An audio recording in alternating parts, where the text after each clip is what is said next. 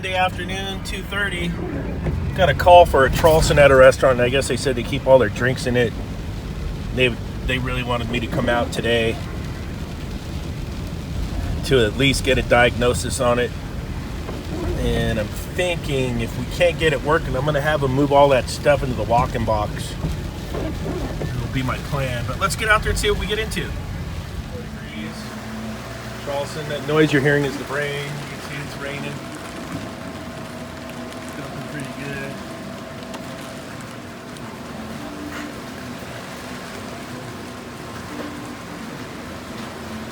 So let's see what's going on with this.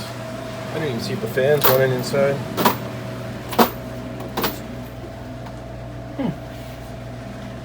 Doesn't really sound like the H.V.A.C fans running. It's interesting. Got H.V.A.C fans. Fan units running. The compressor doesn't sound very active, and that's what the TXV looks like. So either low on charge or restricted TXV. See that left right there? The expansion valve will go all ice. So it's either low on charge or restricted TXV. So I'll put the cover back on up here, and we'll check some pressures over here. Showed you guys this. I'm still using these, even though you guys know I like the field piece ones for range. This is my quick checker in my bag. I got a temperature one and a low side one. Well, it doesn't matter. It could be low or high side.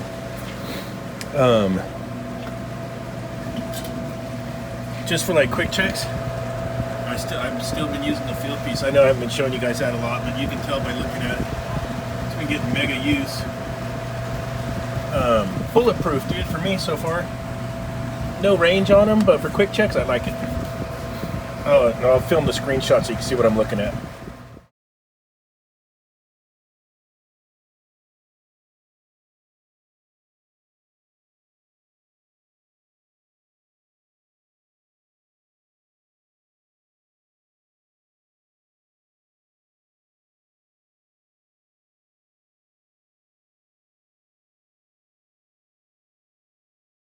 Showing 2 psi on the low side, probably low on charge. What I'll do is we'll add a little gas, and probably the first place I'm going to look is the condensate loop up here.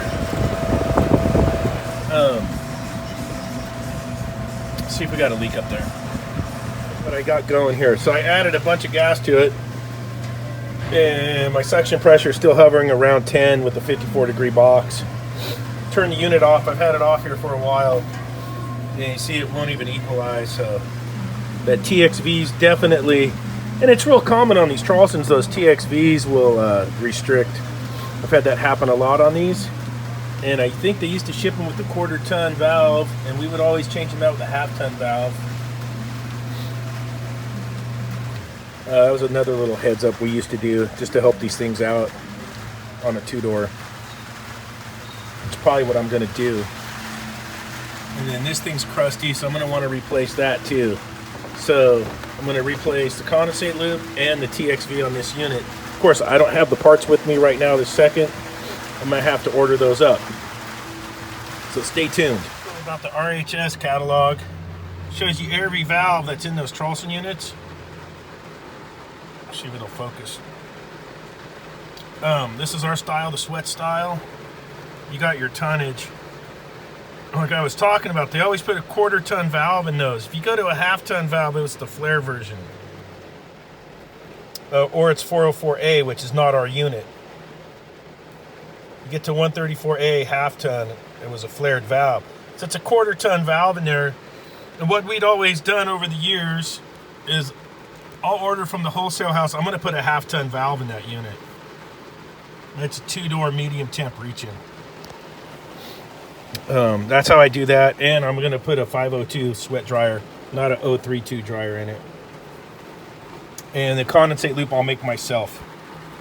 So I thought I'd throw that in there. Stay tuned, and we'll see if we get some videos of this repair.